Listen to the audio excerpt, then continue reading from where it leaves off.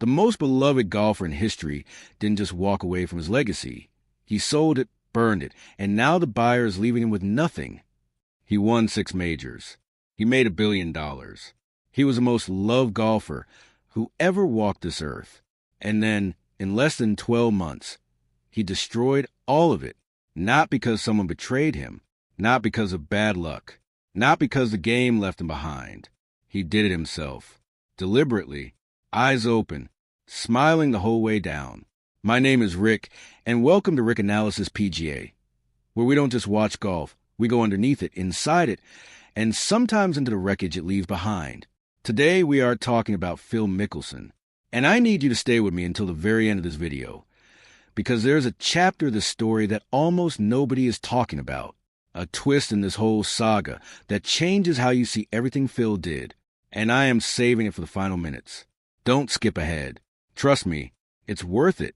But first, let's go back to the beginning, because to feel the weight of what was lost, you need to feel the full size of what was there. Phil Mickelson was not just a great golfer. In a sport that has always struggled to produce personalities, real human, lovable personalities, Phil was something almost miraculous. He was the people's champion, the swashbuckling lefty, the man in the gallery, who played every shot as if the world was watching and secretly hoped it was. While Tiger Woods was cold steel, precise, robotic, terrifying, Phil was warm light. He was a guy attempting an impossible escape from the pine straw behind the tree, because that is who he was. Not because it was smart, because it was fun, because the crowd would go wild. Because Phil Mickelson genuinely, deeply loved the theater of golf. And the fans, they gave it back to him tenfold. The thumbs up after a 60-foot birdie. The smile that stretched from ear to ear even after a bogey. The hours he spent after rounds signing autographs. Not because his agent told him to, but because he actually wanted to be there with the people who loved him. For an entire generation of golf fans, Phil Mickelson was the most likable human being in the sport, maybe in all of sports, and he backed it up with greatness. 6 major championships. Let that number sit for a moment. 6. Only a handful of golfers in the history of the sport have ever reached that number. 3 green jackets at Augusta, a PGA championship, and then that Open Championship at Muirfield in 2013.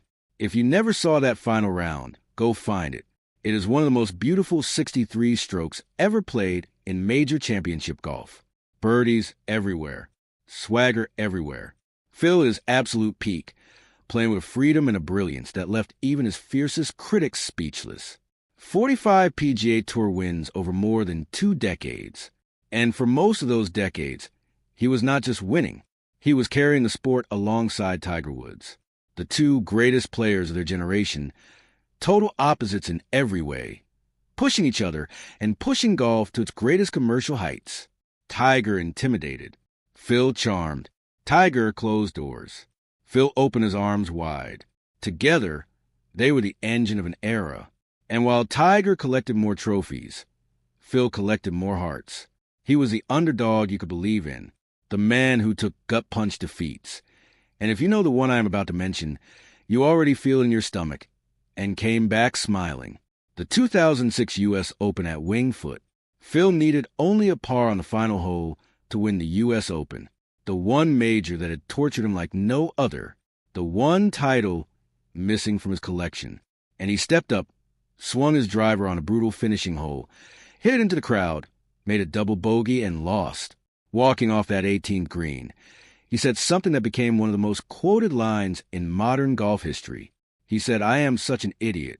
And somehow, that moment made people love him more, because it was so human, so raw, so Phil.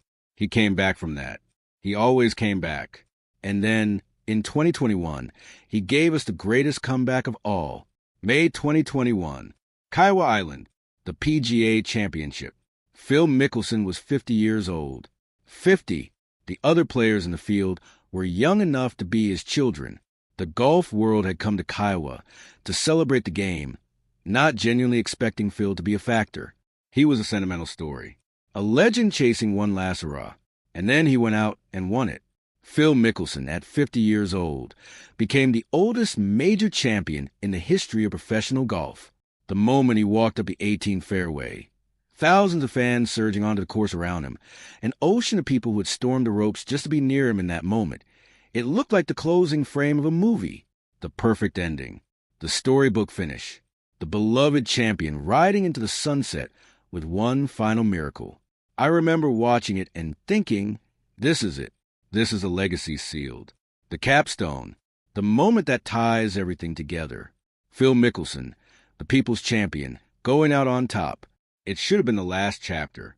Instead, it was the last happy page before the whole book caught fire. Before we get into what happened next, and trust me, what happened next is dark, I want to ask you something. Where were you when Phil won at Kiawah? Did you watch it live? Did you feel it? Drop it in the comments right now. I watched Kiawah live, or I missed it. I read every single one. And I genuinely want to know how many of you were there for that moment in real time. And if you are new here, welcome to Analysis PGA. Hit subscribe. We do not do surface level takes here. We go deep every time. Now here is what most people did not know in that Kiawah moment. Beneath the smile, beneath the thumbs up and the adoring crowd and the storybook image, there were cracks. Deep ones, and they had been there for years. The first crack was gambling. Phil Mickelson has always been associated with a love of betting. That was part of the persona. The swashbuckling risk-taker on the course was a risk-taker off it too. For years, this was treated as colorful, a personality quirk, a fun detail about Phil being Phil. But in 2023, a book by convicted sports gambler Billy Walters ripped the curtain back completely. What Walters alleged was not colorful. It was staggering. He claimed that over the course of his career, Mickelson had wagered sums that, when totaled, ran into the region of $1 billion. $1 billion. And that his net losses reached into the tens of millions. Walters also alleged that Phil had once attempted to bet on the Ryder Cup, a competition he was playing in, an accusation Mickelson firmly and flatly denied. But Phil did not deny everything. He admitted publicly that his gambling had crossed a line, that it had reached levels he was not proud of, that he had sought help for it. Suddenly, the persona cracked. The carefree everyman gambler turned out to be a man genuinely struggling with something much darker than a fun hobby. The image shifted. But even the gambling was not the detonation. The real explosion was still coming. February 2022. Phil Mickelson had been speaking privately with a biographer named Alan Shipnuck. These were supposed to be candid background conversations, the kind of access a biographer needs to tell a full story. Phil apparently spoke freely, too freely. When those conversations became public, the golf world stopped cold. Phil had been discussing the emerging Saudi-backed golf league, the project that would become LIV Golf. And in those comments, he said something extraordinary. He acknowledged, in his own words, that the people behind the money were, quote, scary to invest with. He referenced Saudi Arabia's human rights record. He mentioned the murder of journalist Jamal Khashoggi. He knew, he said in plain terms that he knew, and then he explained why he was willing to proceed anyway. He said he saw LIV as leverage, a tool to force the PGA Tour, the institution that had made him famous, that had housed a career for 30 years, to change its power structure and give players more control and more money. In other words, Phil Mickelson admitted that he was willing to do business with a regime he himself described as dangerous, that he was willing to use their money as a weapon, not because he believed in the league, not because he thought it was right, but because he had a grudge against the PGA Tour and he saw an opportunity. When those words went public, the fallout was immediate and total. KPMG gone. Amstelite gone. Callaway suspended. Others followed. Sponsors that had been with Phil for years, that had built campaigns around his image and his likability, walked away in days. The golf world reacted with shock and disgust, not just at the Saudi angle, but the honesty of what Phil had revealed. He had not been naive. He had not stumbled into this. He had done the calculation. He had decided the price was worth it. And Phil Mickelson disappeared. For months, he was simply gone. He skipped tournaments. He avoided the media. He went silent. The man who had never met a microphone. He did not like vanish from the sport he had defined. The fall from grace had begun, and it was, from start to finish, entirely self-inflicted. I want to pause right here, because I know this section gets people fired up, and I want to hear from you. There are two camps on this. There always have been. Camp 1 says Phil was naive, manipulated, or genuinely trying to fight for player rights even if the method was wrong. Camp 2 says he knew exactly what he was doing. He wanted the money, and everything else was a justification. Drop your camp in the comments right now. Team Phil or he knew. No judgment from me. But I want to see where Analysis PGA viewers actually stand on this, because where you land on that question changes everything about how you read the next chapter. June 2022. Phil Mickelson officially signed with LIV Golf. The contract was reported at approximately $200 million. $200 million. Guaranteed. Whether he won or lost, competed or faded, stayed healthy or fell apart. And with that signature, Phil became the face of the rebellion, not just a participant. The marquee name, the headliner, the player whose presence said to the rest of the golf world, this is real, this matters. You cannot ignore this, because LIV Golf needed Phil more than Phil needed LIV Golf. They needed a name that people loved or had loved to give the league legitimacy, and Phil gave them exactly that. In return, he became, overnight, the villain of professional golf. Fans who had cheered for him at 1,000 tournaments booed. The galleries that adored him turned cold. The warmth that Phil Mickelson had spent 30 years carefully, genuinely building, the authenticity of it, the real human connection, curdled into resentment almost instantly because people felt betrayed, not just by the decision, by the gap between a man they thought they knew and the man who made this choice. The thumbs up, the smiles, the autograph lines, all of it was now being reassessed through a different lens. Was it ever real? Was the people's champion persona always partly performance? Or had money and time simply changed a man who genuinely used to be everything his fans believe he was? I do not know the answer to that. I am not sure anyone does. What I do know is this. On the course, the magic went with him. This part doesn't get talked about enough. When Phil joined LIV, there was a theory, especially from supporters, that freed from the grind of the PGA Tour schedule, from the politics and the pressure, Phil would thrive, that the guaranteed money would take the weight off, that he would play freely, the way he always played best. It didn't happen. Outside of one extraordinary gut punch moment, a runner-up finish at the 2023 Masters that briefly, brilliantly reminded everyone of what Phil Mickelson at his best had looked like, the competitive magic was gone. He was no longer a threat, no longer a contender, no longer someone the field was watching nervously on leaderboards. He was 54, then 55, collecting his LIV paycheck, fading from the conversation. The player who had won a major at 50, who had looked like he might compete forever, who had made aging look like a minor inconvenience. That player was gone. And here's the cruelest detail of all. Phil Mickelson gave up his legacy, his reputation, his relationships, his standing in the sport he loved. For a league he could not even dominate. He paid the full price. He got none of the wins. Stay with me. We are getting into the final act of this story right now. And this is where it gets genuinely painful to watch. Because what is happening to Phil Mickelson in 2025 and into 2026 is not what he planned. It is not what he promised. And it is not what anyone, even his critics, would have wished for him. And I promise you at the start of this video, there is a chapter nobody is talking about. We are almost there. Don't go anywhere. If you have gotten this far, do me one favor. Hit subscribe right now. Analysis PGA goes places other golf channels don't. This is what we do. And there is so much more coming. Here is where we are in the story as of right now. LIV Golf is in crisis. Saudi Arabia's public investment fund, the sovereign wealth vehicle that bankrolled the entire league, that was behind every guaranteed contract, every event, every dollar Phil Mickelson was promised, has announced it will pull its funding from LIV Golf at the end of the 2026 season. Read that again slowly. The money is leaving.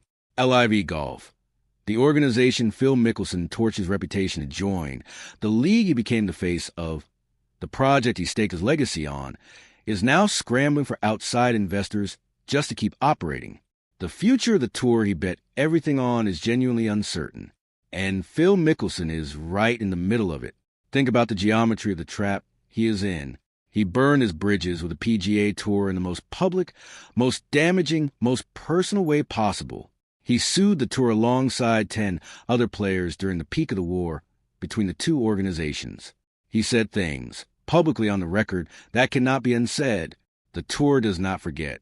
The tour does not need Phil Mickelson. He alienated the fans who once worshipped him. That goodwill, that 30 years of authenticity and connection, was spent. Not saved. Spent. He traded the storybook ending that was already written for him for Saudi money. And now that money is walking out the door. At 55 years old, with his best competitive golf behind him, with his reputation split down the middle, with a lawsuit against the PGA Tour hanging over any potential return, Phil Mickelson may soon have nowhere left to go. And now I want to talk about the part that I think is the most genuinely heartbreaking element of this entire story. Not the money, not the sponsors, not the competitive decline. This, Phil Mickelson's stated justification, the reason he gave publicly and repeatedly for everything he did, was player empowerment. He said he was fighting for the players. He said LIV was leverage. He said he was willing to be hated so that players across professional golf would have a better future, more power, more financial security. He cast himself as a visionary, a martyr, almost, the man willing to carry the cross of public scorn, so that the game could be better for everyone who came after him. And in the years since, the game has changed. The PGA Tour has restructured. New investment has come in. The power balance has shifted. Player compensation at the tour level has increased dramatically. But those changes were not driven by Phil Mickelson. They were driven by new leadership inside the tour, by the financial pressure LIV created as a whole, by negotiations that happened in rooms Phil was not in, at tables he was not sitting at. Phil paid the full price of being the villain. He did not get to enjoy the rewards he promised. Everyone were coming. He is on the outside looking in at changes he claims to have started, changes that other people finished, that other people are getting credit for, that other people are benefiting from. He bet his legacy that history would vindicate him, and history, so far, has simply moved on without him. Here is what I want to be fair about. Before we close this out, Phil Mickelson, by most accounts, is not a bad person. He is not a villain in the cartoon sense. He is not someone who woke up one day and decided to blow up his own life for no reason. He is a man who has a gambling problem. And gambling problems are not moral failures. They are compulsions. They are addictions. They are illnesses that warp decision-making in ways that people who do not have them can struggle to understand. He is a man who has a genuine conviction that the PGA Tour treated its players unfairly. And on that point, stripped of all the other noise, he is not entirely wrong. The tour has historically been paternalistic, controlling, and sometimes hostile to the very players who made it what it is. He is a man who, at 50 years old, won a major championship and felt invincible. And when you feel invincible, when you have just done the impossible and the crowd is surging around you and the whole world is cheering, you make decisions from a very different place than when you are humble and careful and afraid. Phil Mickelson made his choices from a place of arrogance, not cruelty, but arrogance has consequences just as real as cruelty. And here at 55, he is living inside those consequences. I want to do something before the final section. I want to know, right now, today, what you actually believe about Phil Mickelson's future. Do you think there's a path back? A redemption arc still possible? Or is this truly the end of the Phil Mickelson story as a beloved figure in golf? Drop it in the comments. There's a path back, or it's over for him. Because here's the thing, I have a take on that.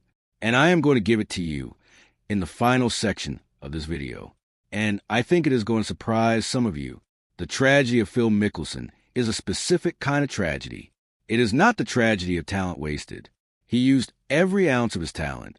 The record books will always show 6 majors and 45 tour wins, and a PGA championship won at 50 years old.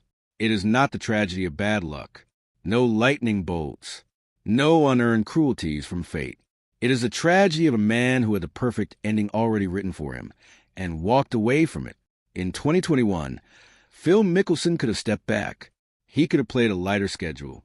He could have become an ambassador of the game, beloved, celebrated, invited everywhere, welcomed into every conversation. He had the trophies.